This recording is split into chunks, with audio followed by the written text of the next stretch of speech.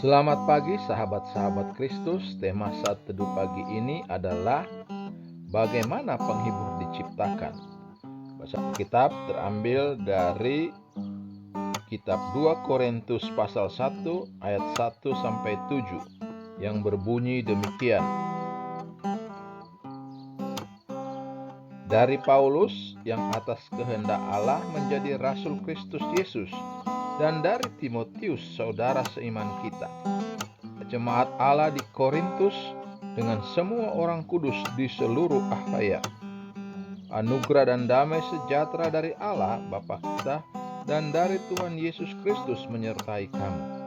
Terpujilah Allah Bapa Tuhan kita Yesus Kristus, Bapa yang penuh kemurahan dan Allah sumber segala penghiburan, yang menghibur kami dalam segala penderitaan kami, sehingga kami sanggup menghibur mereka yang berada dalam bermacam-macam penderitaan dengan penghiburan yang kami terima sendiri dari Allah.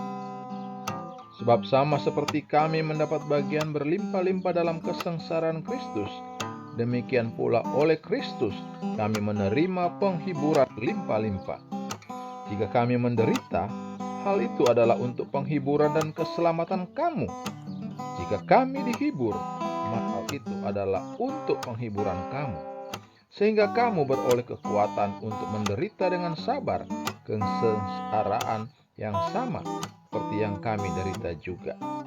Pengharapan kami akan kamu teguh, karena kami tahu bahwa sama seperti kamu turut mengambil bagian kesengsaraan kami, kamu juga turut mengambil bagian dalam penghiburan kami. Ayat hafalan untuk renungan pagi ini terambil dari kitab Ayub pasal 2 ayat yang ke-10 yang berbunyi demikian. Tetapi jawab Ayub kepadanya, "Engkau berbicara seperti perempuan gila. Apakah kita mau menerima yang baik dari Allah, tetapi tidak mau menerima yang buruk?" Dalam kesemuanya itu, Ayub tidak berbuat dosa dengan bibirnya. Sahabat-sahabat Kristus, ketika Ayub menderita, dia berkata, apakah kita hanya mau menerima kebaikan dari Tuhan? Ayub 2 ayat 10. Ayub menghayati bahwa kesulitan dan penderitaan mempunyai tempat dalam rencana Allah bagi setiap orang percaya. Bukankah pada saat-saat yang sangat menyakitkan dalam hidup kita dapat belajar sesuatu yang lebih baik seperti yang dialami Ayub?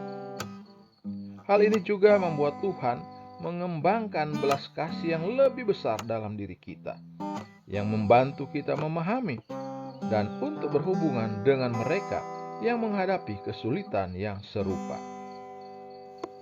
Sahabat-sahabat Kristus, pertimbangkan kebenaran kata-kata Paulus bahwa Allah menghibur kita dalam segala penderitaan kita, sehingga kita sanggup menghibur mereka yang berada dalam segala penderitaan.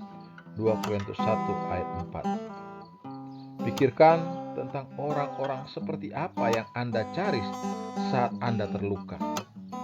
Anda pasti menginginkan seseorang yang merasakan kepedihan Anda, bukan? Karena seseorang yang telah menempuh jalan yang Anda lalui dapat memahami penderitaan Anda dan berbagi kebijaksanaan. Sahabat-sahabat Kristus, melewati apa yang terkadang kita sebut pengalaman lembah, mempersiapkan kita untuk menjadi berkat dan dorongan semangat bagi orang lain. Namun, pertama-tama kita harus menerima bahwa Tuhan telah mengizinkan kesulitan ini terjadi dalam hidup kita, dan kemudian memilih untuk belajar dari situasi tersebut.